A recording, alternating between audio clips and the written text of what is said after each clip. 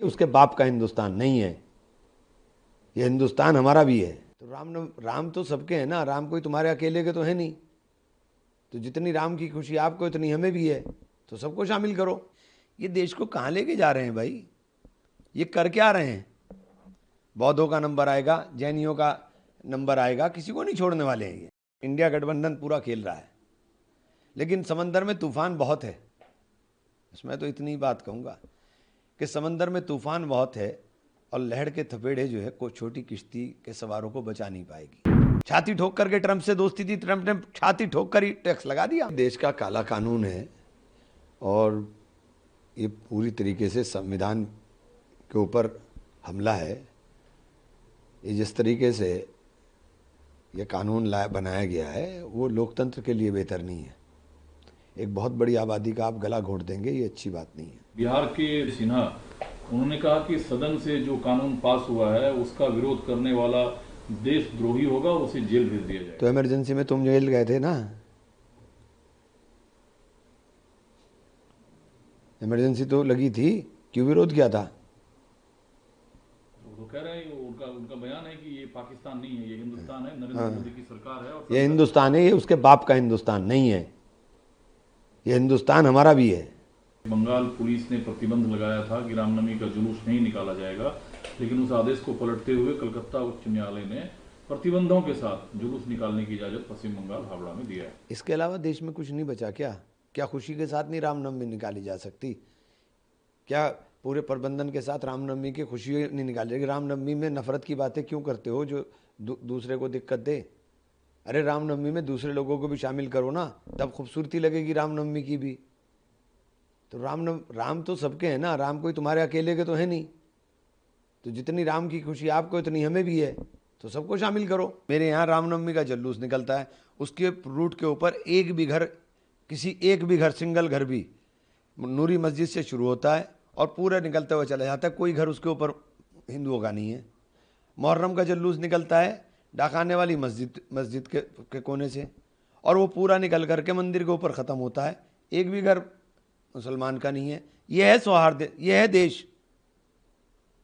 उसके सारा कमेटी के रामनवमी के जुलूस में कमेटी के आगे मुसलमान प्रबंधन करते हुए चलते हैं, मुहर्रम के जुलूस के आगे हिंदू प्रबंधन करते हुए चलते हैं। ये हिंदुस्तान क्या बना दिया इन्होंने हमारा। लेकिन जिस तत्परता से कांग्रेस के दिल को लेकर लड़ते दिखे राहुल गांधी ने सोशल मीडिया प्लेटफॉर्म पर कहा कि मुसलमानों की जमीन के बाद अब आरएसएस की नजर ईसाइयों की जमीन पर है। कल ऑर्गेनाइजर का आपने पढ़ा नहीं क्या? ऑर्गेनाइजर में तो लेख छपा है। हमारे पास तो ये बता रहे थे 39 लाख एकड़ ज़मीन है। गृह मंत्री जी बता रहे थे, मुझे नहीं पता कहाँ से कौन सी सोर्स उनके पास थी, और वो साबित नहीं कर पाएंगे क्योंकि वो या तो वो गलत बोल रहे, आज गलत बोल रहे, या कल जो उन्होंने एफिडेविट दिया है सुप्रीम कोर्ट में सरकार ने वो गलत था 2021 में। अब उनके लिए कहा है कि कैथोलिक के पास 17.5 करोड़ एकड़ लैंड है, 17.5 करोड़ एकड़ लैंड है। अभी उसके बाद ये मंदिरों की भी, चूँकि बड़े बड़े मंदिर हैं, मंदिरों के पास बहुत है, उनके ऊपर भी जाएगी निगाह। आर्य समाज की बहुत बड़ी संस्था है, उसको कब्जाने के लिए, उसको हथियाने के लिए, अपनी विचारधारा थोपने के लिए तैयारी होगी। ये देश को कहाँ लेके जा रहे हैं भाई, ये कर क्या रहे हैं? बौद्धों का नंबर आएगा, जैनियों का नंबर आएगा, किसी को नहीं छोड़ने वाले हैं ये। आप लोग नीतीश कुमार को लेकर अलग राय रखते थे, लेकिन कल प्रेस की हुई उसमें मुस्लिम लीडरशिप वक्त पर कुछ बोलना चाहते थे लेकिन उन्हें बोलने नहीं दिया गया। नहीं तो एक बात तो बताइए, नीतीश जी ने तो पलटी ऐसी मारी है कि ज़िंदगी की आखिरी पलटी है उनकी, बस अब पलटी मारने लायक नहीं बचेंगे वो। सवाल सर ये है कि एक बने हुए कानून को कोई, जैसे तेजस्वी यादव ने कहा कि हमारी सरकार आते ही इस बिल को हम कूड़ेदान में फेंक देंगे। हाँ तो क्या हुआ, जैसा आपने करा वैसे दूसरे भी कर सकते हैं।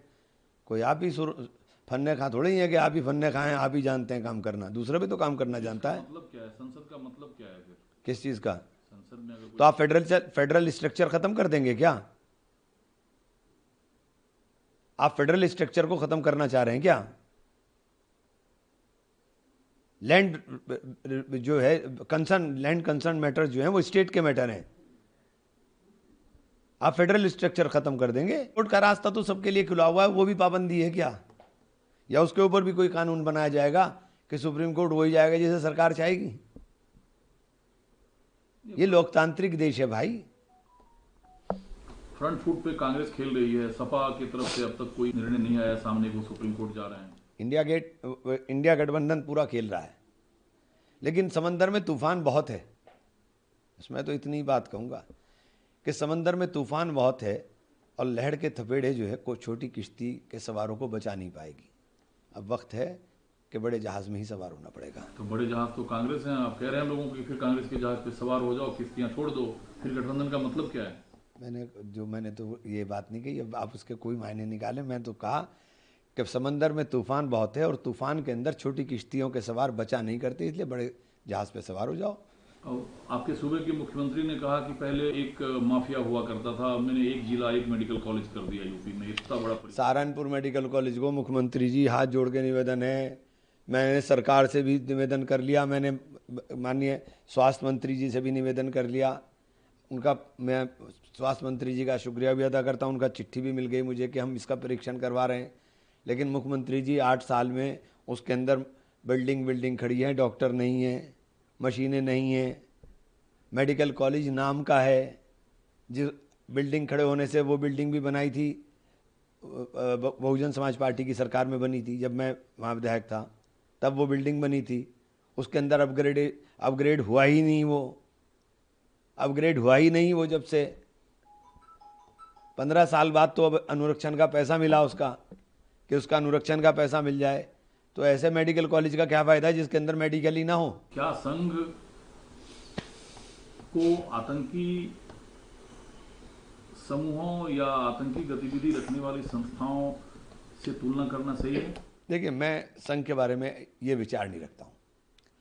संघ के बारे में मैं ये विचार इसलिए नहीं रखता हूँ कि संघ के लोग जहर तो बोते हैं, लेकिन वो बौद्धिक जहर बोते हैं।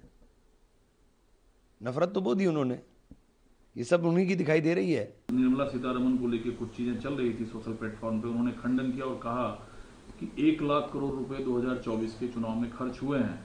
वन नेशन वन इलेक्शन होने से 1.5% जीडीपी भारत की बढ़ जाएगी। इन्हें पता ही कुछ नहीं है। निर्मल नाथ जी तो जो समझ में आता लिख करके आता है वो पढ़ती रहती हैं। ये लोकतंत्र को खत्म करना चाहते हैं क्या?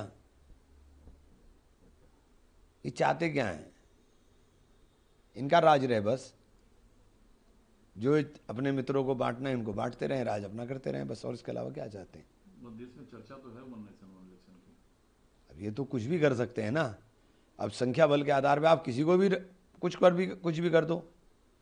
लोकतंत्र में संख्या के मायने नहीं होते, जो जीत गया वो सबका हो जाता है। तो कांग्रेस जैसी बड़ी पार्टी को क्या दिक्कत है इससे?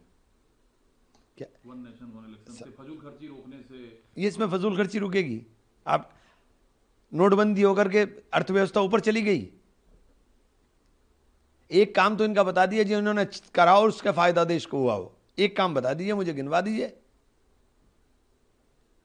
छाती ठोक करके ट्रंप से दोस्ती थी, ट्रंप ने छाती ठोक कर ही टैक्स लगा दिया। एक काम तो बता दीजिए ना जिसके अंदर इनकी किसी काम के अंदर जो इन्होंने बोला वो पूरा हो गया हो। एक काम बता दीजिए। प्रभातखबर.com, विश्वास वही, रफ्तार नहीं।